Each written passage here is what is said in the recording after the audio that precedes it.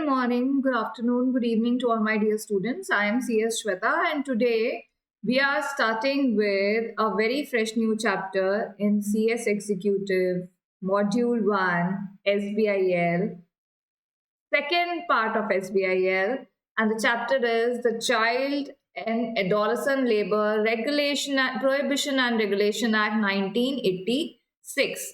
So this is a very fresh new chapter, student. अभी आपको ध्यान होगा कि आपके SBIL जो मैं हर क्लास में बताती हूँ आपको, SBIL is divided into two parts. First part is setting up a business, second part is labor law. Right, students?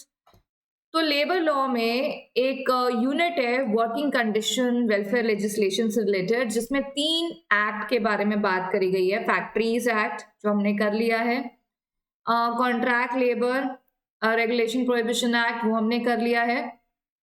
Third chapter है, third act is child and adolescent labour act 1986, right, जो हम आज start कर रहे हैं. तो जब ये 3 एक्ट हम आपके तीनों एक्ट हो जाएंगे तब आपका एक यूनिट खत्म होगा लेबर लॉ में. कहने के लिए लेबर लॉ में 6 यूनिट है, पर हर यूनिट में 3 एक्ट हैं.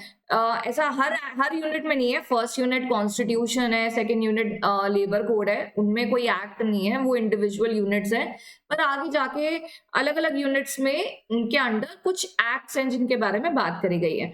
तो बच्चे बड़े एक्साइटेड हो जाते हैं देख कर कि अरे लेबर लॉ में सिर्फ 6 चैप्टर है, 40 मार्क्स के, वेरी इजी, बहुत इजी है. तो इतना इजी नहीं है. हर यूनिट में भी बहुत सारे सब यूनिट्स या एक्ट्स बोल सकते हैं आप. तो पढ़ना तो आपको सब कुछ है. अगर आप सेग्रीगेट करोगे ना हर एक एक्ट को एज अ चैप्टर, अगर आप अलग अलग करेंगे तो आप लगा लीजिए 14-15 चैप्टर्स बन जाएंगे आपके. 15 से ज्यादा ही बन जाएंगे, 17 चैप्टर्स बन जाएंगे, 17-18 चैप्टर्स बन जाएंगे आपके. तो SBI सब्जेक्ट को अगर देखा जाए तो 19 यूनिट्स दिखते हैं हमें, लेकिन लेबर लॉ में अकेले में ही इतने सारे एक्ट्स हैं. ठीक है, तो डरने वाली सिचुएशन है भी नहीं भी. आई वुड से कि बिल्कुल भी ऐसा नहीं है कि आप डर जाओ एंड घबरा जाओ कि होगा ही नहीं, ऐसा कुछ भी नहीं है. हर एक चैप्टर को एज अ स्टोरी करके पढ़ो, एज अ लर्निंग प्रोसेस, एक नॉलेज लेने के लिए पढ़ो. ऐसा नहीं कि डर डर के पढ़ोगे तो कुछ भी समझ में नहीं आएगा, राइट. सो हर एक चैप्टर को अच्छे से पढ़ेंगे तो जरूर समझ में आएगा आपको और आप लिख भी पाएंगे. ठीक है, चलिए आज का जो चैप्टर है that is the Child and Adolescent Labor Prohibition and Regulation Act 1986. तो ये जो चैप्टर है चाइल्ड एंड एडोलेसेंट लेबर, इसके बारे में बात करेंगे हम कि चाइल्ड लेबर, एडोलेसेंट लेबर क्या है, इसका प्रोहिबिशन कहाँ पे और कब है और कहाँ कहाँ कैसे रेगुलेट करा जाता है, राइट. तो इस एक्ट को क्यों इनैक्ट करा गया था, जो भी मैं आपको एक्ट कराती हूँ उसके पहले हम सबसे पहले यही बात करते हैं that why did we require this legislation, right. अब आपको ये पता ही है कि चाइल्ड लेबर कितना गलत इमोरल माना जाता है हमारे देश में. ठीक है, अभी क्या है ना, कोई भी चीज को आप बोलो कि ये गलत है, ये गलत है, ठीक है, तो वो आपका पॉइंट ऑफ व्यू हो सकता है, पर दूसरा इंसान बोले नहीं नहीं गलत तो नहीं है, राइट. लेकिन कुछ चीजों का जो एक ऑर्गेनाइज्ड स्ट्रक्चर होता है ना, वो लॉ ही बनाते हैं. अभी देश को चलाने के लिए कोई भी ऐसा मुद्दा है जो किसी के लिए सही है, कुछ लोगों के लिए गलत है, तो उससे तो चीजें नहीं चलती ना. There is a specific law that governs, right. Law is the one who is the base of any administration, right. तो यहाँ कह रहे हैं कि चाइल्ड लेबर के बारे में क्या क्या चीजें, एडोलेसेंट लेबर के बारे में क्या क्या चीजें हैं, वो आज हम बात करेंगे. वो इस कानून में लिखी हुई है और स्ट्रिक्टली फॉलो करी जाती है. अब आप चाइल्ड लेबर के बारे में ना आपने बहुत पहले से सुना हुआ है. मुझे ध्यान है कि स्कूल्स में भी बड़े ऐसे पूछे जाते थे, for the motion, against the motion, child labour आपको क्या लगता है, इज इट राइट और wrong. You know, child labour is a very social topic, right, and socially भी बहुत इम्पैक्ट करता है सोसाइटी को. तो हमने बहुत बचपन से ही बड़ी बात करी हुई है चाइल्ड लेबर के बारे में. आज हम इससे रिलेटेड लॉ के बारे में बात करेंगे under child and adolescent labour act 1986, right. So let's talk about it. It's a very small act in your book and one of the act in your third unit in study material, right. तो एक unit में 3 act है, मैंने अभी बताया थोड़ी देर पहले, और ये तीसरा एक्ट है, Child and Adolescent Labor Prohibition Regulation Act 1986. That came into force on 23rd December 1986. देखिए स्टूडेंट, बच्चे कहते हैं मैम डेट से याद करें, ये याद करें. देखो अभी ऐसा क्वेश्चन नहीं आता एग्जाम में कि कोई आपको एक्ट के बारे में बताइए, ऐसा क्वेश्चन तो नहीं आता ना. तो आपको कहीं पे भी कभी जैसे मैं बोलती हूँ ना बच्चों को कि आंसर लिखना है तो इंट्रोडक्शन लिखिए पहले, फिर प्रोविजन लिखिए, फिर कंक्लूजन लिखिए. मैंने एक बार देखा था कुछ कुछ बच्चे इंट्रोडक्शन में एक्ट का इंट्रोडक्शन लिख देते हैं. The act came into force on this date. इतना mug up is not a professional answer. ऐसा नहीं कि इंट्रोडक्शन मतलब कुछ भी इंट्रोडक्शन. अगर कोई सपोज कॉन्ट्रैक्ट लेबर एक्ट में आपसे पूछ रहा है एडवाइजरी बोर्ड के बारे में बताइए, सेंट्रल एडवाइजरी बोर्ड के बारे में बताइए, और तो आप इंट्रोडक्शन एडवाइजरी बोर्ड के दोगे ना. आप ऐसा थोड़ी ना contract labour act came into force on this date in this year, ऐसा नहीं है. इंट्रोडक्शन मतलब उस पर्टिकुलर टॉपिक का इंट्रोडक्शन देना है, ऐसा नहीं कि एक्ट का इंट्रोडक्शन दे रहे हैं. So that just came to my mind, so I thought I should let you know. The act came into force on 23rd December 1986. The Child and Adolescent Labor Prohibition Regulation Act 1986 enacted to prohibit the engagement of children in all occupations. मतलब ये act क्यों बना था? To prohibit. Prohibit का मतलब समझते हैं ना. प्रोहिबिशन मतलब प्रोहिबिशन लगाना मतलब एक वो लगाना कि हिंदी में क्या बोलते हैं कि रोक लगाना कि ये अलाउड नहीं है. This is prohibited. Prohibited means law is not advising you कि you shall not do, this is not advisable.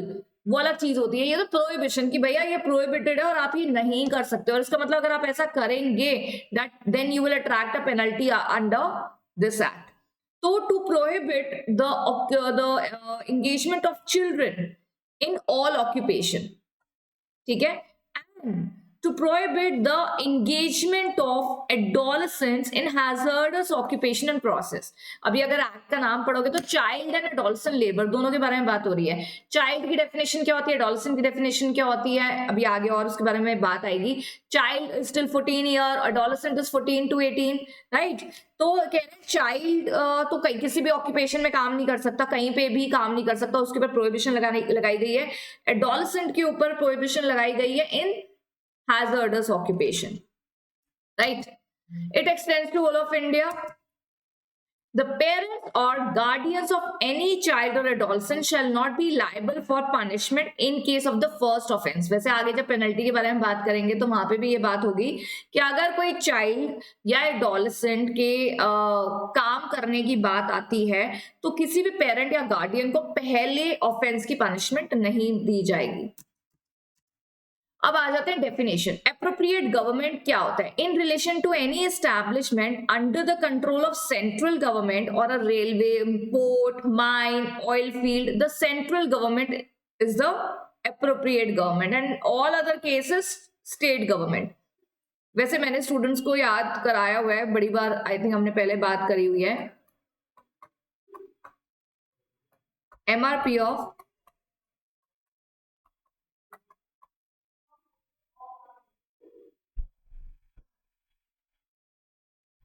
plantation, that's mines, railways, that's port, oil field, factory and plantation.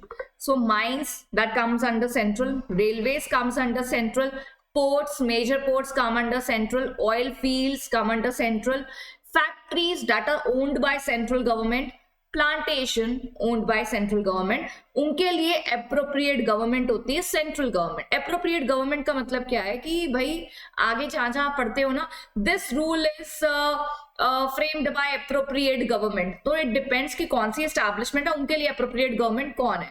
तो MRP of plantation generally it is central government is the appropriate government and all other cases it is state government is the appropriate government.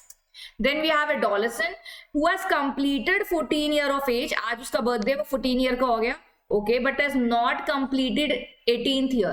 तो that child जो अब 14 year का हो complete हो गया, आज वो उसका 14 ईयर कंप्लीट हो गया, तो कल से वो एडोलेसेंट कहलाया जाएगा. जब तक कि वो 18 ईयर्स कंप्लीट नहीं कर लेता तो वो क्या कहलाया जाएगा? एडोलेसेंट. और जब वो 14 ईयर कंप्लीट नहीं कर लेता तब तक वो क्या है? चाइल्ड. ठीक है. Child means a person who has not completed 14th year of age. ठीक है, और such age as may be prescribed in right to education, right of children to free and compulsory education act 2009 whichever is more. अगर right of children to compulsory education के act के हिसाब से बात करी जाए तो वहां पे अगर कोई पर्टिकुलर एज दी गई है कि इस एज तक फ्री एजुकेशन है तो वो मानी जाएगी। Otherwise child is a one who has not completed 14 year of age. 14 complete कर लिया और 18 कंप्लीट नहीं करा, then you are adolescent. 18 complete कर लिया तो एडल्ट, राइट। डे का मतलब क्या होता है? 24 घंटा बिगिनिंग एट मिडनाइट, वहां से डे की शुरुआत होती है। ये हम क्यों बात कर रहे हैं? क्योंकि आगे कहीं पे भी बात आएगी कि डे कंप्लीट होने के बाद ही आपका जो नंबर ऑफ आवर्स शुरू होते हैं, तो इसलिए डे की डेफिनेशन बताई गई है। डिस्क्लेमर, डेफिनेशन रटने की जरूरत नहीं है, एग्जाम में नहीं लिखना है, राइट। क्वेश्चन भी नहीं पूछेगा तुमसे 4 नंबर का कि इसकी डेफिनेशन बताओ या उसकी बताओ। It is for your understanding purpose. Establishment का मतलब क्या होता है? Shop, commercial establishment, workshop, farm, hotel, restaurant, eating house, theater, amusement park, for entertainment, anything that is for commercial purpose, establishment. Occupier का मतलब होता है जिसका अल्टीमेट कंट्रोल होता है वर्कशॉप के ऊपर, जैसे फैक्ट्रीज एक्ट में भी हमने पढ़ा था ऑक्यूपायर। कौन सा सेक्शन था फैक्ट्रीज एक्ट में? Duties of occupier. मैम ये क्या बोल दिया, अब तो फैक्ट्रीज एक्ट खोलना पड़ेगा। Section 7A was the section for duties of occupier. चलिए, वर्कशॉप मीन्स एनी प्रेमाइसेस जहां पे कोई भी इंडस्ट्रियल प्रोसेस हो रहा है but does not include premises, जो फैक्ट्रीज एक्ट में बात कर रहे हैं क्योंकि वो फैक्ट्री में कवर होती है। वर्कशॉप मतलब जहां पे कोई भी इंडस्ट्रियल काम हो रहा है, राइट। चलिए, ये देख रहे हो एक एक्सेप्ट पे ना एनिमेशन होना रह गई है, ऐसे कुछ कुछ वर्ड्स रह जाते हैं मुझसे। चलो anyway, prohibition of employment of children in any occupation and processes, ये क्या लिखा है? ये हमारे इस एक्ट का एक ऑब्जेक्टिव लिखा है ना। ये जो child and adolescent labour act है 1986, जो 23 दिसंबर 1986 को आया था, इस एक्ट का एक ऑब्जेक्टिव है that says that there is a prohibition of employment of children in any occupation and process. जो ये एक्ट बोलता है, ये एक्ट कहता है कि बच्चों का किसी भी ऑक्यूपेशन या प्रोसेस में काम करना प्रोहिबिटेड है, राइट। चलो लेट्स टॉक। लेकिन हमने तो थोड़ी देर पहले अभी ना मैम आपकी क्लास से पहले एक एडवर्टाइजमेंट देखी थी जहां पे एक छोटा सा बच्चा पैम्पर्स के एड में काम कर रहा था, या एक छोटा सा बच्चा टूथपेस्ट के एड में काम कर रहा था, या एक मूवी देखी थी जिसमें एक बच्चा लीड रोल में था। तो ये तो चाइल्ड लेबर ही है ना। तो ये एक्ट नहीं पढ़ा उन्होंने कि 14 ईयर से कम के बच्चों को किसी भी ऑक्यूपेशन में नहीं रखना है ना। लेट्स रीड कि ये एक्ट क्या बोल रहा है। सेक्शन 3 बोलता है act provides that no child shall be employed, आप किसी को नहीं रखोगे, या परमिटेड टू वर्क। दोनों ना चीजों में फर्क है, जरा सुनो। शैल बी एम्प्लॉयड मतलब मैं अगर जानती हूँ कि बच्चा 14 ईयर से कम है तो मैं इसको नहीं रखूंगी, मैं को इसको एम्प्लॉयमेंट नहीं देना है, और इसको कोई परमिट भी नहीं करेगा काम करने को, राइट। इसका मतलब गार्डियन या पेरेंट्स भी परमिशन नहीं देंगे to work in any occupation और प्रोसेस, राइट, एक्सेप्ट। आगे ना एक्सेप्शन, तो यहां देखो, helps his family or family enterprise which is other than hazardous occupation or process set forth in the schedule after his school hours or during vacations। कह रहे हैं कि अगर बच्चा 14 ईयर से कम है तो वो अपने फैमिली एंटरप्राइज में बिल्कुल मदद कर सकता है, पर वो काम हैजर्डस नहीं होना चाहिए। I hope you know the meaning of hazardous. Hazardous सुनते ही तुम्हारे माइंड में एक शब्द आना चाहिए, डेंजरस। और कह रहे हैं ये हैजर्डस कौन से हैं, ये शेड्यूल में ऑलरेडी लिखा हुआ है, ठीक है। तो अगर आप हैजर्डस प्रोसेस में काम नहीं करती आपकी फैमिली एंटरप्राइज, तो आप जो चिल्ड्रन है वो बिल्कुल मदद कर सकता है, बट आफ्टर स्कूल आवर्स और ड्यूरिंग वेकेशन। या फिर एक्सेप्शन पढ़ो, दूसरी एक्सेप्शन पढ़ो, works as an artist in the audio visual entertainment industry including advertisement, movie, TV, serials, entertainment, sports, except circus। उनको आग में नचाना नहीं है, circus, subject to condition and safety measure. Circus में भी परमिशन मिल जाता है but with due respect to safety measures. In fact movies and serials, इन सब चीजों के भी कुछ नॉर्म्स हैं कि safety measures need to be taken by the employer who is employing a child as any artist in movie, serial, entertainment industry, right? So वहां पे सेफ्टी मेजर्स होने चाहिए. तो ये तो हमें सेक्शन 3 ने क्लियर कर दिया. सेक्शन 3 ने बोला है कि एक तो कोई भी बच्चा किसी भी उसके ऊपर प्रोहिबिशन लगती है, वो किसी भी ऑक्यूपेशन में या प्रोसेस में काम नहीं कर सकता. एक्सेप्शन भी बता दी गई है 2. ठीक है, let's say however no such work shall affect the school education of the child. School education बिल्कुल अफेक्ट नहीं होनी चाहिए. अगर हो रही है तो बच्चा काम नहीं करेगा. whoever employs any child, जो बच्चे को जॉब पे रखेगा या परमिट करेगा बच्चे को काम करने के लिए in contravention of the provision of section 3.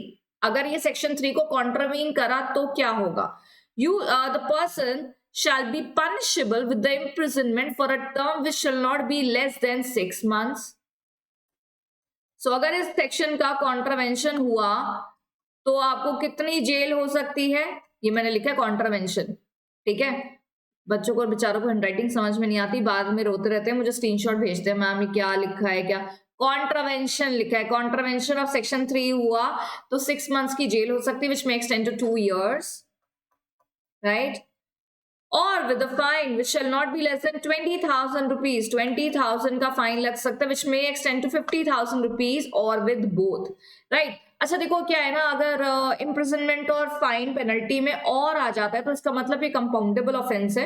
अगर जेल नहीं हुई तो फाइन से इंसान छूट सकता है. इनफैक्ट जो फर्स्ट ऑफेंस होता है वो जनरली कंपाउंडेबल होता है, उसमें जेल नहीं होती, फाइन देके छूट जाता है इंसान. ठीक है, तो फाइन कितना देगा? 20,000, maximum 15, which extend to 50,000 rupees, right? Jail कितने समय की हो सकती है? 6 महीने से 2 साल तक की. अच्छा, अब एक चीज है, मैंने पेनल्टीज को एंड में ना डाल के नीचे दी हुई है, सो दैट आप सेक्शन के साथ ही उसकी पेनल्टी भी पढ़ लो, राइट? आगे अब इसके दूसरे ऑब्जेक्टिव पे आ जाओ. दूसरा ऑब्जेक्टिव पढ़ा था ना स्टार्टिंग की स्लाइड में कि पहला ऑब्जेक्टिव था कि prohibition of children in all the occupation and process. दूसरा हमने पढ़ा prohibition of adolescents, employment of adolescent in hazardous process and occupation. तो ये है सेक्शन 3A. प्लीज याद रखिएगा सेक्शन 3A.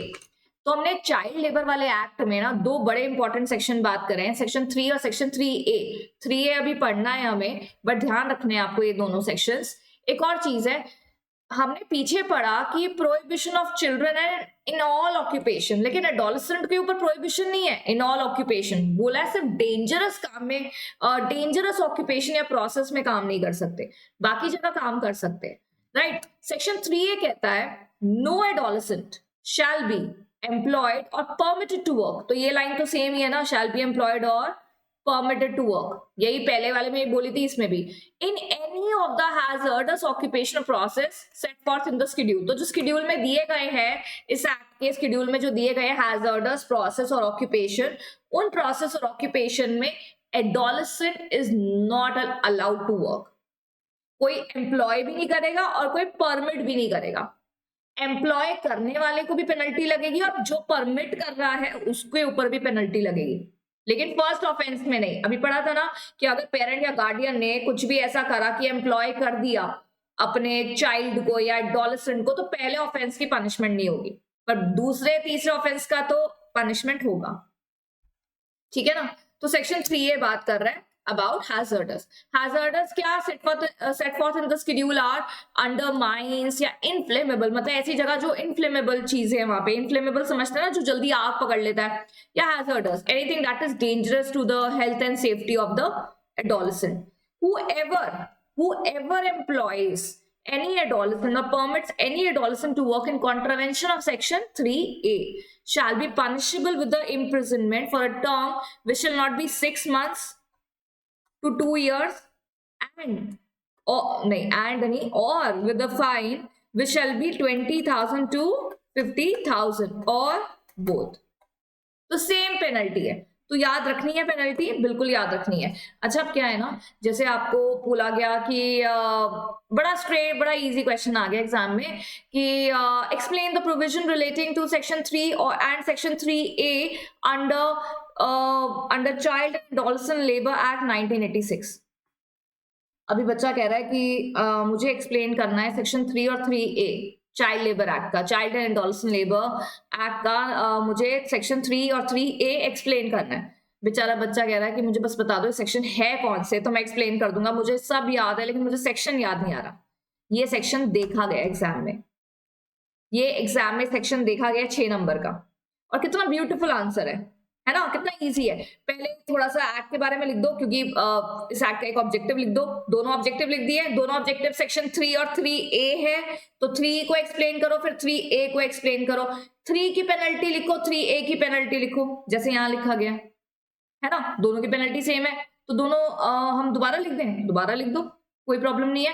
पहले 3 को एक्सप्लेन करा, 3 के नीचे उसकी पेनल्टी लिख दी, that whoever employs any children or permit any children to work in any occupation in the contravention of section 3, वो पीछे वाले में, और 3A के नीचे 3A की पेनल्टी लिख दो, दोनों की पेनल्टी तो सेम ही है, 6 महीने की जेल 2 साल तक जा सकती है, 20,000 रुपए 50,000 तक की पेनल्टी, या फिर दोनों, राइट। तो कंक्लूजन में ना, जैसे मैं बच्चों को बोलती हूँ कि आंसर में कंक्लूजन लिखिए, तो कंक्लूजन में it will be better if you right penalty, कि भाई अगर आपने ऊपर वाला सेक्शन कॉन्ट्रवीन करा तो ये पेनल्टी है।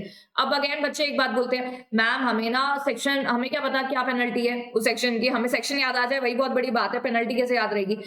आप पढ़ते होंगे कि एक चैप्टर के अंत में ना पेनल्टीज ही होती है, एक पेनल्टी ना जरूर एक ऐसी होती है that whoever contravene any of the provision of the act, तो ये पेनल्टी लगेगी, मतलब कोई पर्टिकुलर सेक्शन नहीं, एनी कोई भी सेक्शन तोड़ा तो ये पेनल्टी तो लगेगी लगेगी।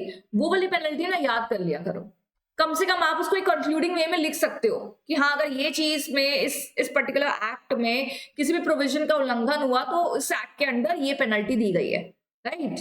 तो ये एक बेटर रहता है। Hours and period of work, तो अभी देखो चिल्ड्रन को तो मना कर दिया, चिल्ड्रन को बोले भाई तुम तो कहीं काम कर ही नहीं सकते हो, ठीक है। एडोलसेंट को बोला कि तुम काम कर सकते हो पर वो प्रोसेस बिल्कुल भी हैजर्डस नहीं होना चाहिए, हैजर्डस ऑक्यूपेशन या प्रोसेस नहीं होना चाहिए, राइट। तो अगर एडोलसेंट काम कर सकता है तो कितने घंटे काम कर सकता है, उसका पीरियड ऑफ वर्क कितना होना चाहिए, कितने आवर्स के लिए काम कर रहा होना चाहिए। Let's read that. सेक्शन 7 कहते हैं no adolescent shall be required और परमिटेड टू वर्क। देखो बार बार ये आती है रिक्वायर्ड और परमिटेड, मतलब कोई बोलेगा भी नहीं ज्यादा काम करने के लिए और कोई अलाउ भी नहीं करेगा ज्यादा काम करने के लिए, in any establishment in excess of number of hours as may be prescribed. How much number of hours, let's read. Adolescent कितना काम करेगा,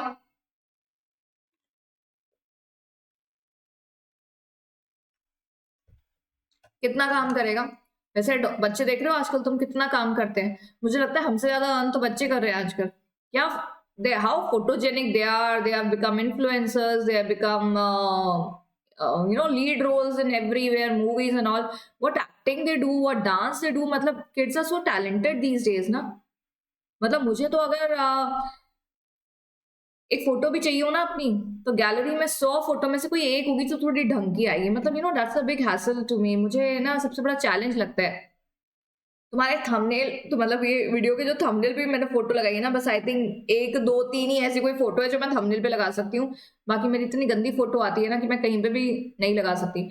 कुछ लोग देखते हो इतनी खराब शक्ल के बाद भी कैसे इतनी अच्छी फोटो आ जाती है, और कुछ लोगों का फेस बहुत फोटोजेनिक होता है। मैं देखती हूँ कि I go out with my friends and इतनी सारी फोटो खींचते हैं सब, और आजकल इतनी बदतमीजी हो गई है ना। मेरे साथ 5 फ्रेंड्स गए हैं मेरे, ठीक है, 5 ने अपने अपने इंस्टाग्राम पे एक एक फोटो लगाई है। अब जो लोग फोटो लगाते हैं ना वो सब अपनी फोटो देखते हैं कि हमारी अच्छी है, ये बाकी सामने वाला चाहे गधा लग रहा हो, और ऐसा हुआ है मेरे साथ। I went out with my friends and सबने अपने अपने इंस्टाग्राम पे स्टोरी डाली, फोटो डाली ऐसे ऐसे, ठीक है। पहले तो मैं घर आके देख रही हूँ, मुझे कोई फोटो अच्छी नहीं लगी, फिर मैंने बाई चांस इंस्टाग्राम पे देखा कि मेरी उन 4 फ्रेंड्स ने मुझे टैग करी हुई है फोटो, और उस फोटो में सबने अलग अलग फोटो डाली है, उस हर अलग अलग फोटो में मेरी ही सबसे खराब आई है। मैं नीचे देख रही हूँ, मैं ऊपर देख रही हूँ, मैं पता नहीं क्या शक्ल बनी हुई है, मतलब टॉर्चर नेक्स्ट लेवल, पता है टॉर्चर, जिसका सॉल्यूशन मुझे आज तक समझ नहीं आया। मुझे ना बड़ा गुस्सा आता है कोई फोटो खींचता है, मुझे लगता है यार अब, क्योंकि वो इंसान तो अपनी फोटो देख रहा है ना, और तुम पागल लग रहे हो, है ना, तुम सोच रहे हो नेक्स्ट लेवल, मतलब ये भी एक पीड़ा है ना, क्या कर सकते हैं। The period of work on each day shall be, अब ये एडोलसेंट का जरा पीरियड ऑफ वर्क देख लो कितना है, shall be no period shall exceed 3 hours and no adolescent shall work for more than 3 hours before he has had an interval for at least 1 hour. The period of work of a child shall be so arranged that inclusive of his interval for rest, it shall not be spread over more than 6 hours, including the time spent in waiting for work on any day. अभी देखो, ये बच्चा, ये adolescent है, ये एक factory है, establishment है, ये काम कर रहा है यहाँ पे, ठीक है। पहले तो ये 16 इयर्स का है, क्या ये काम कर सकता है? बिल्कुल कर सकता है। एडोलेसेंट है, ये चाइल्ड नहीं है, तो ये बिल्कुल काम कर सकता है। फिर लेकिन आपको एक चीज पता होनी चाहिए कि अगर इस एस्टैब्लिशमेंट में कोई हैजर्डस प्रोसेस हुआ है तो ये काम नहीं कर सकता, लेकिन अगर हैजर्डस प्रोसेस नहीं है तो ये काम कर सकता है, ठीक है। तो ये काम कर रहा है यहाँ पे, सपोज ये यहाँ पे जॉब कर रहा है, ठीक है। तो ये काम कर रहा है, कितने घंटे काम करेगा कह रहे हैं ये, पहले तो ये टोटल 6 घंटे काम कर सकता है, इससे ज्यादा नहीं। ये इस एस्टैब्लिशमेंट में टोटल कितने घंटे रह सकते हैं? 6 घंटे। इस 6 घंटे में रेस्ट टाइम भी इंक्लूडेड है। अब रेस्ट कब मिलेगा इसको? तो सुनो, पहले ही 3 घंटे काम करेगा प्लस 1 आवर रेस्ट करेगा, उसके बाद आप इससे 2 घंटा और काम करा सकते हो। टोटल कितना हो गया? 6 आवर्स। मैंने 6 ईयर लिख दिया है, ये भगवान क्या हो गया? 6 समझ गए ना तुम? आवर, ठीक है। तो 6 आवर्स टोटल हो गए, 3 4 5 6। अभी क्या है ना, ये बच्चा यहाँ आया, इसके एम्प्लॉयर ने बोला बेटा जरा बैठो, तुम्हें काम बताते हैं। बेटा जरा बैठो करते करते वो अंकल चले गए अपने ऑफिस में, वहां कोई मीटिंग कर रहे थे, फिर उसके बाद रील देखने लग गए। रील देखते देखते हो गया उनको 1 घंटा। तो ये बेचारा बच्चा ना बाहर बैठा हुआ है 2 घंटे से, ठीक है। उसके बाद इन्होंने बहुत सारे बच्चे थे, 4-5 बच्चे थे एडोलेसेंट। देखो बच्चे मतलब चाइल्ड मत ले लेना, एडोलेसेंट की मैं बात कर रही हूँ, ठीक है। तो ये सारे काम करने आए थे, तो उसने क्या करा, फिर इनको 4-5 घंटा काम कराया, क्योंकि इस अंकल को तो याद था 6 घंटा है मेरे पास, इंक्लूडिंग ब्रेक है, कोई नहीं 3 घंटा काम कराता हूँ, फिर ब्रेक देके फिर 2 घंटा। बट नहीं, ये जो 2 घंटा बच्चों ने वेट करा ना, ये इंक्लूड हो गया, इनका जो क्लॉक है वो शुरू हो गया, ठीक है। अब मैम एक दिन भी अगर ऐसा हुआ तब भी, देखो अभी क्या है ना, लॉ में तो ये बात लिखी हुई है, लेकिन एक दिन में तो कोई फर्क नहीं पड़ता है। आई डोंट थिंक ये चीज कोई रिपोर्ट भी करता होगा, लेकिन एडोलेसेंट को बोला जा रहा है कि एडोलेसेंट अगर वेट भी कर रहा है तो वो 6 घंटे से ज्यादा एस्टैब्लिशमेंट में नहीं रहेगा, वेटिंग टाइम भी इंक्लूडेड है, ठीक है ना। उसकी क्लॉक शुरू हो गई है बच्चे की, जैसे वो आया तुम्हारे एस्टैब्लिशमेंट में। 3 घंटा तुम काम कराओगे, 3 घंटे के बाद 1 मिनट नहीं बढ़ाओगे जब पहले उसको ब्रेक दोगे 1 घंटे की।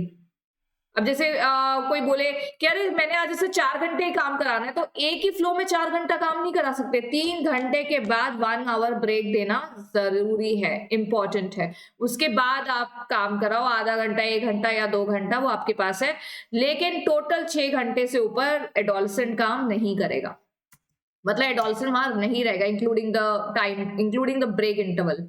This section also stipulates that no adolescent shall be permitted or required to work between 7 p.m. and 8 a.m. तो 7 बज गए शाम के बोलो इवनिंग 7 p.m. और मॉर्निंग 8 a.m. के बीच में वो काम नहीं कर सकता। नो लेट नाइट शिफ्ट्स और any night shift. No adolescent shall be required to work overtime भी काम नहीं करेगा। No adolescent shall be worked or permitted to work in any establishment on any day which he has already been working in another establishment. अब ये क्या कहानी है सुनो। एक बच्चा है, इसके पेरेंट्स ना बहुत ज्यादा उनको पैसे की जरूरत है, उन्होंने क्या करा, 2 एस्टैब्लिशमेंट पकड़ी। एस्टैब्लिशमेंट ए जहाँ पे कोई इंडस्ट्रियल काम हो रहा है, एस्टैब्लिशमेंट बी यहाँ पे भी लेबर की थोड़ी जरूरत है, ठीक है। तो यहाँ पे इसको काम पे लगा दिया। अभी ये लोग फॉलो करते हैं 6 घंटे वाली बात, सुबह काम करता है यहाँ पे 5 घंटा, फिर दूसरे एस्टैब्लिशमेंट चला था यहाँ पे 5 घंटा। तो यहाँ पे ऐसे करके ना दोनों एस्टैब्लिशमेंट वाले एम्प्लॉयर्स को पता ही नहीं, वो तो 5 घंटे ही काम करा रहे हैं, पर ये डबल इनकम कमा रहा है, तो ये गलत है, इससे पेनल्टी लग सकती है। आप 2 एस्टैब्लिशमेंट में इकट्ठा काम नहीं कर सकते हो। तो ये भी बातें हैं जो ध्यान रखनी है एडोलेसेंट के बारे में। और क्या ध्यान रखना है? As per Section 8, every adolescent employed in an establishment is entitled in each week. एक छुट्टी एक पूरे दिन की उसको मिलना जरूरी है। Which day shall be specified by the occupier, मतलब वो छुट्टी का दिन कौन सा होगा वो जो एस्टैब्लिशमेंट का ऑक्यूपायर है वो बताएगा। बिल्कुल आप कोई भी दिन बता सकते हैं, आप एडोलेसेंट को संडे, मंडे, ट्यूसडे जो बोलना है आप वो वीक ऑफ उसको बता सकते हैं। पर आप जो भी दिन बताएंगे वो चेंज नहीं करेंगे, ऑक्यूपायर उसको चेंज नहीं करेगा। वंस इन 3 मंथ्स चेंज कर सकता है। ये नहीं कि आप भी तुम्हारा मंडे ऑफ है, अगले हफ्ते बोल रहा संडे ऑफ है, उससे अगले हफ्ते बोल रहा ट्यूसडे ऑफ है, नहीं। 3 महीने में एक बार चेंज हो सकता है, वैसे चेंज नहीं करना है वीकली हॉलीडे को, ठीक है। और एक पूरे दिन का हॉलीडे हर एक वीक में एडोलसेंट को मिलना जरूरी है। नोटिस टू इंस्पेक्टर, सेक्शन 9 कहता है हर ऑक्यूपायर को इन रिलेशन टू एस्टैब्लिशमेंट जो एडोलसेंट को रखेगा काम पे, चाइल्ड को रख सकता है, कोई भी एम्प्लॉयर चाइल्ड को रख सकता है जॉब पे? नहीं, वो तो अलाउड ही नहीं है ना सेक्शन 3 में। 3A में एडोलसेंट को काम पे रख सकते हो, पर उस जगह का जो ऑक्यूपायर है उसको बोला जा रहा है कि देखो जैसे आप एडोलसेंट को रखोगे, आपको 30 दिन के अंदर अंदर आपको इंस्पेक्टर को, जिसकी ज्यूरिसडिक्शन में आपकी एस्टैब्लिशमेंट आ रही है, उसको रिटन नोटिस भेजना है। किस चीज का? हमारी एस्टैब्लिशमेंट ने एडोलसेंट को रखा है, 3-4 ऐसे लोग हैं जो एडोलसेंट है, एक 16 साल का, एक 17 साल का है, एक 15.5 साल का है, एक 18 साल का होने वाला, 17.5 साल का है, जो भी है।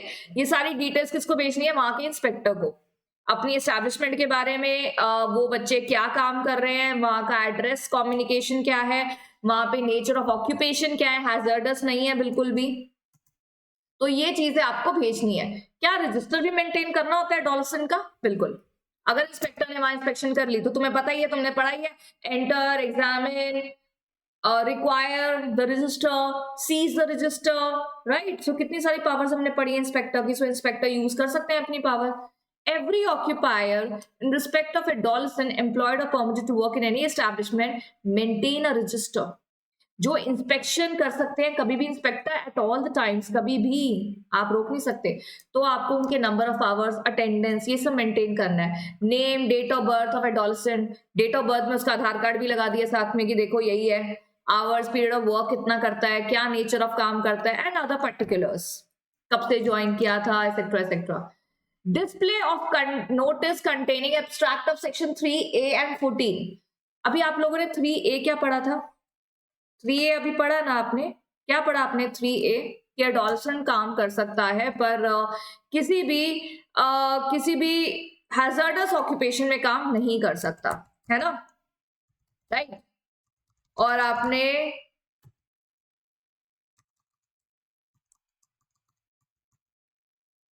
Right, so this is section 3A, sorry, right। तो 3A के बारे में आपको हर जगह, मतलब कहाँ जगह डिस्प्ले करना है notice? Please have a look. Every railway administration, every port, every occupier shall cause to be displayed any conspicuous place। मतलब अगर आपकी जो भी जगह जहाँ पे आप काम करते हैं, वहां पे आप पेनल्टी के बारे में और आप सेक्शन 3A के बारे में पूरा स्पष्ट तरीके से नोटिस में होना चाहिए कि यहाँ पे चाइल्ड काम नहीं कर सकते, एडोलसेंट कर सकते हैं, पर हैजर्डस में नहीं, और अगर करेंगे तो ये जुर्माना देना पड़ सकता है। ये सब चीजें कॉन्स्पिशियस प्लेस, कॉन्स्पिशियस मतलब जहां पे सबकी नजर जाए। ये नहीं कि एक पिलर के पीछे एक पर्ची चिपकी हुई है, भाई नोटिस कहाँ है? वो पिलर के पीछे, मतलब जहां पे कोई इंसान जाता ही नहीं है, तो ऐसी जगह पे नोटिस नहीं होना चाहिए। नोटिस बिल्कुल ऐसी जगह पे होना चाहिए जो एक ऐसी प्लेस हो जहां पे हर किसी को नजर जाए, हर किसी के कॉन्स्पिशियस जगह पे हो, एक्सेसिबल जगह पर हो। कौन सी लैंग्वेज में? इंग्लिश लैंग्वेज में और एक लोकल लैंग्वेज में। एक इनके इन सेक्शंस के बारे में नोटिस होना चाहिए। Penalties, whoever have convicted of any offense section 3A का वो आपने पढ़ा है, commits a like offense afterwards। पहला ऑफेंस तो पनिशेबल हमने पढ़ा ना कि नहीं है, लेकिन उसके बाद अगर आप कुछ भी ऐसा ऑफेंडिंग काम करते हैं तो 1 साल की 3 साल तक जेल हो सकती है। Then parents and guardian having been convicted of an offense commits a like offense afterwards। क्योंकि पहले ऑफेंस के तो बोला कि पेनल्टी नहीं होगी, तो फाइन 10,000 रुपए तक का लग सकता है पेरेंट्स या गार्डियन के ऊपर। Whoever fails to comply, contravene or any other provision of the act, किसी भी प्रोविजन, जैसे रजिस्टर मेंटेन नहीं करा, नोटिस नहीं लगाया हुआ कहीं पे, ज्यादा आवर्स के लिए काम करा लिया, 6 मतलब जो दिए गए हैं घंटे सेक्शन 8 सेक्शन 7 में वो नहीं कराया गया, तो इम्प्रिजनमेंट 1 महीने तक की जेल हो सकती है, या फिर फाइन हो सकता है जो 10,000 रुपए तक का लगेगा, या फिर दोनों। District magistrate to implement the provision, district magistrate to implement the provision. DM सुन के आपको कुछ ध्यान आता है? डीएम सुन के डिस्ट्रिक्ट मजिस्ट्रेट, थोड़ा कोरिलेट करो, दिमाग दौड़ाओ, समझ में आएगा। सेक्शन 7 पहले ही पढ़ते हैं। सेक्शन 17 ये बोलता है एप्रोप्रिएट गवर्नमेंट मे कन्फर, मे मतलब कर भी सकता है या अलग से कोई इंस्पेक्टर रख सकते हैं, may confer powers and impose duties on DM as may be necessary to ensure that provision of this act are properly carried out, and the DM may specify the officers subordinate to him who shall exercise the powers and perform all the duties conferred and imposed, and the local limits within the powers shall be carried out. Why I read the whole thing is क्योंकि हर एक line समझने में आनी चाहिए ना। यहाँ कह रहे हैं सेक्शन 17 ये बोल रहा है कि अप्रोप्रिएट गवर्नमेंट चाहे तो कोई और ऑफिसर रखे या फिर डीएम को, उस जगह के जो डीएम होते हैं, डिस्ट्रिक्ट मजिस्ट्रेट या कलेक्टर भी बोलते हैं, डीएम को पावर दी जाती है कि इस एक्ट की जिम्मेदारी आपके ऊपर, आपके अंडर जो जो एरिया आता है आपकी जिम्मेदारी है इस एक्ट को एडमिनिस्टर मैनेज करने की, आपके पास पावर्स है। डीएम क्या कर सकते हैं? अपने अंडर किसी को सबऑर्डिनेट कर सकते हैं, अपनी इन पावर्स को, सबऑर्डिनेट मतलब अपनी ये पावर्स किसी को दे सकते हैं, राइट। वो पावर्स फिर वो इंसान उस लोकल लिमिट में यूज करेगा। मतलब ये पावर्स क्या है, क्या पावर्स यूज करेंगे डीएम? वही किसी भी एस्टैब्लिशमेंट में जाके चेक करना रजिस्टर, कहीं पे न्यूज आई है कि ये बच्चों से काम करा रहे हैं इलीगल तरीके से, ये डॉल्फिन से काम करा रहे हैं हैजर्डस प्रोसेस में, so DM can look up the matter, right. So DM has the power under section 17A, and that's the end. How easy the chapter was, right? Easy chapter no, तो बिल्कुल भी मुश्किल नहीं है। जहां पे आपको ध्यान आए about child labour act, you know everything. Which sections are important? Section 3 and 3A. Penalties हमें ध्यान हो गई, hours, period of work, register, record, हमने सारी बातें सुन ली। सो क्या इससे क्वेश्चन आ सकता है? बिल्कुल क्वेश्चन आ सकता है। और मुझे ध्यान है कि मैंने एक बार बच्चों का एग्जाम लिया था, ऑफलाइन बच्चों का, तो मैंने बहुत मुश्किल क्वेश्चन डाला था। बच्चे कह रहे थे मैम इतना इजी चैप्टर लग रहा था, 4 पन्नों का चैप्टर और इतना मुश्किल क्वेश्चन। सो चैप्टर वो क्वेश्चन मुश्किल था। वो क्वेश्चन कुछ ऐसा था, I will get in front of you. वो क्वेश्चन कुछ ऐसा था कि एक पर्सन है, उसकी फैक्ट्री है, उसने काफी लोग रखे हुए हैं। उस पर्सन को पता नहीं था कि एक बच्चा एडोलसेंट, उसको उस बच्चे ने गलत एज बता दी थी। बच्चे ने नहीं, गार्डियन ने। वो बच्चा 16 ईयर्स का था, उसको बताया गया 19 ईयर्स का, और गलत डॉक्यूमेंट्स दिए गए। क्योंकि उस एम्प्लॉयर की कोई गलती है? नो, क्योंकि उसकी नॉलेज में ही व्हाट फैक्ट ही got, according to him that person was adult, right. तो उसकी कोई गलती नहीं है।